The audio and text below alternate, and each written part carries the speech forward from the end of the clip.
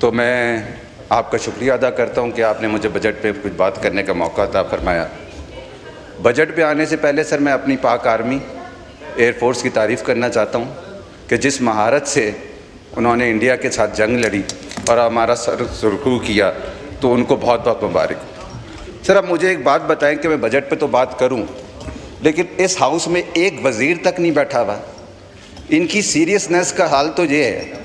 तो आप मुझे मशवरा दें कि मैं बजट पे बात करूं या फिर इधर उधर की बात करना शुरू करूं। एक वज़ीर तो इधर होता कि जो हमारा पॉइंट लिख लेता। लोगों ने इतनी ज़रूरी बातें की हैं, ये तो नॉन सीरियसनेस है सर।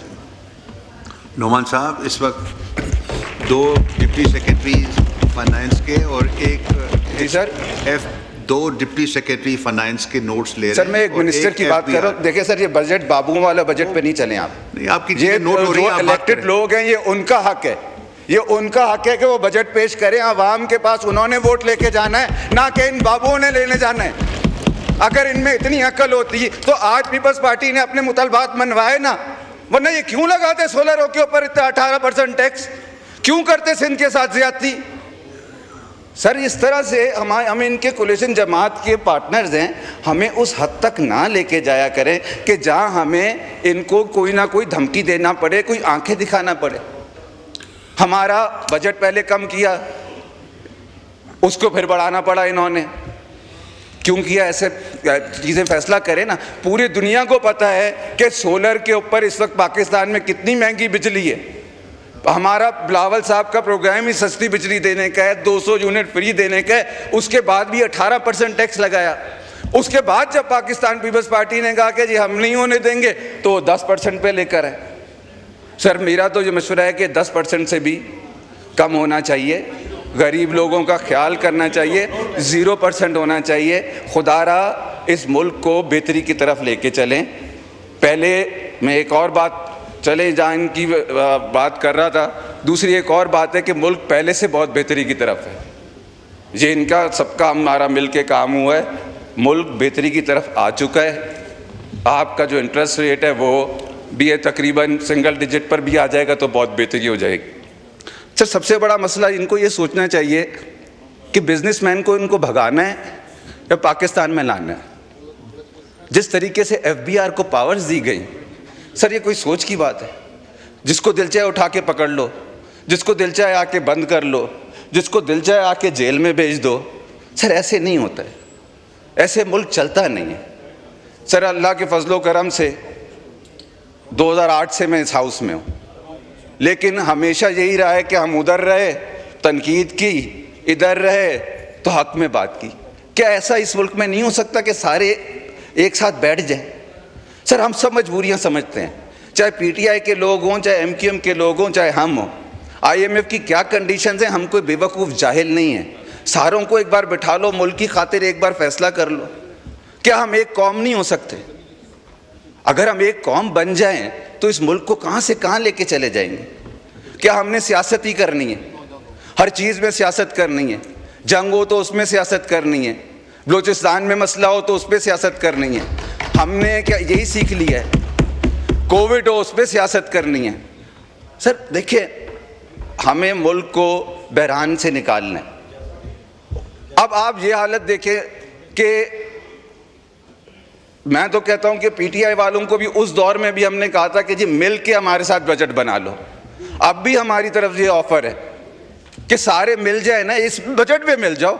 उसके बाद आपको जो तहरीक चलानी है तहरीक चलाओ, जो करना है करते रहो। सूबा आपका है, आपके सूबों के पास फंड है। NFC हमने बना के दे दिया, सरदार जरदारी की मेहरबानी। सबके सूबों के पास अपने अपने फंड हैं। ये नहीं है कि उनके पास फंड नहीं है, लेकिन इससे तो कौम तो हम एक जगह बैठ सकते हैं, लेकिन हमने बनना नहीं है, क्योंकि हमने सियासत करनी है। सर बड़ा अफसोस होता है सोच सोच के, देख देख के कि इस मुल्क को हम आगे कैसे लेके चले। हाँ, अगर आपको तरक्की देखनी है तो हमारे सिंध चलो। आप हमारे सिंध चलो, मैं आपको अस्पतालों की पोजीशन दिखाता हूँ। चलो ज़्यादा दूर नहीं, चलो मेरे सखर शहर चलो आप, जहाँ हमने 5 यूनिवर्सिटीज़ बना के रख दी हैं। आप वहाँ का जाके NICVD हॉस्पिटल देख लें, आप वहाँ का जाके सिर्फ SIUT देख लें। अभी जो हमने चिल्ड्रन हॉस्पिटल वहाँ पे बनाया है सिंध हुकूमत ने, वो जाके देख लें। कुछ भाइयों को हमारी तकलीफ होती है कि कराची में हम क्यों काम कर रहे हैं। उनको भी सोचना चाहिए कराची शहर हमारा शहर है, वो सिंध का हिस्सा है, कोई वो नहीं है। लेकिन उनको ये तकलीफ है कि जी कराची में पाकिस्तान पीपल्स पार्टी क्यों काम करा रही है। पीपल्स पार्टी ने तो अपना सोचा हुआ है कि उसने तो बेनज़ीर भुट्टो साहिबा के विजन पे काम कर रही है। आज उसका बेटा बिलावल साहब जिस मिशन पे निकला हुआ है, इनके पास तो एक आदमी ही नहीं था कि उस जैसा कि वो जाके वो मिशन को लीड कर सके। पूरे पाकिस्तान में उन्होंने अपना नाम रोशन करवाया, पूरी दुनिया में जिस जिस जगह गए उधर के एक एक एंकर्स के पास गए, सबने बिलावल साहब की तारीफ की। और जिस तरह उन्होंने उस ज़माने में भी पीडीएम की हुकूमत में एज अ फॉरेन मिनिस्टर काम किया, मेरे ख्याल में तारीख में ऐसा फॉरेन मिनिस्टर कोई भी नहीं आया होगा। अब कहने की बात यह है कि सर, अब सक्खर मोटरवे मंसूबा जो सबसे बड़ी इस वक्त सिंध की तकलीफ है, पहले एक ये बताएं कि सिंध क्या पाकिस्तान का हिस्सा नहीं है। इनसे ये पूछना पड़ेगा कि सिंध की पीएसडीपी में स्कीमें क्यों नहीं दे रहे जी हमें, क्या इनका हिस्सा नहीं है क्या सिंध? क्या इनके, देखिए पंजाब को तो बड़ा भाई हमेशा कुर्बानी देता है, पंजाब बड़ा भाई है, इनको चाहिए कुर्बानी दें, चारों सूबों को उसके मुताबिक स्कीमें दें जिस तरह पंजाब में दी गई हैं। सक्खर मोटरवे का इफ्तिताह पीडीएम साहब की पीडीएम गवर्नमेंट में उस वक्त वजीर आजम साहब ने सक्खर में जाके किया था। वो मंसूबा कहाँ चला गया? 4 साल हो गए, सिर्फ 15 अरब रुपए रखे, क्या मजाक चल रहा है? उन्होंने वहाँ पे नवाज शरीफ साहब जब प्राइम मिनिस्टर थे, उन्होंने पहली दफ़ा सक्खर के लिए एक पुल मंजूर कराया था, वो आपकी पीएसडीपी बुक पे भी आ गया। फिर मेहरबानी हुई इमरान खान साहब की, क्योंकि वो पता नहीं क्या सोचते थे, उन्होंने वो मंसूबा ख़त्म कर दिया। उसके बाद फिर जब हमारी हुकूमत आई, उसमें उन्होंने कहा कि हम वो पुल बनाते हैं। वो सर इस वक्त सक्खर की ज़रूरत है, हमारे 2 शहरों के बीच में हम जा नहीं सकते, लेकिन वो फिर मंसूबा गायब। तो सर ये सारी चीज़ें हमें बैठ के सोचनी पड़ेंगी। मेरे सक्खर शहर को एक स्कीम नहीं दी गई, सक्खर शहर को क्या इंटीरियर में कोई नहीं दी गई है। सर ऐसे थोड़ी चलना है, अगर ऐसे चलना है तो 100 बिस्मिल्लाह, ऐसे चलता रहेगा चलता रहेगा, कब तक हम ये बर्दाश्त करें।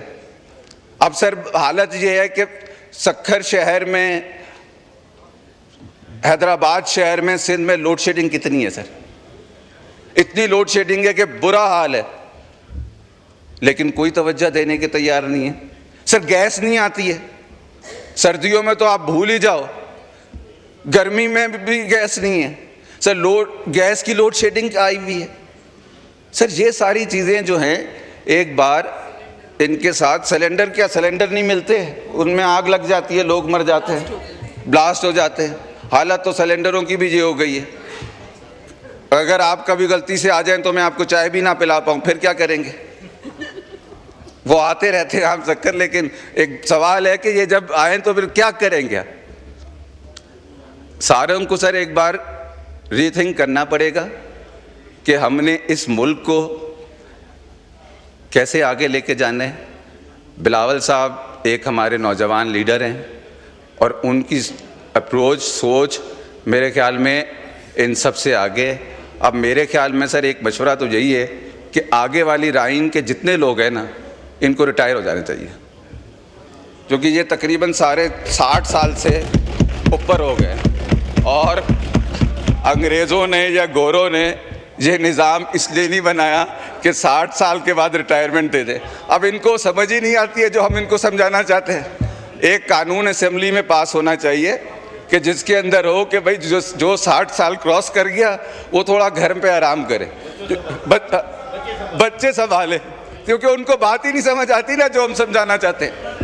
तो ये सर मेरा, अब इसमें बहुत लोगों को तकलीफ़ हो रही होगी, खैर अब होने दें। जो मेरा मशवरा है वो यही है कि 60 साल वाले रिटायर हो जाएं, उनके नौजवान बच्चे आ जाएं जिनमें अकल भी हो, सोच भी हो, समझ भी हो और ये मुल्क को बेहतर की तरफ चला सके। बहुत बहुत शुक्रिया जी भुट्टो। शुक्रिया।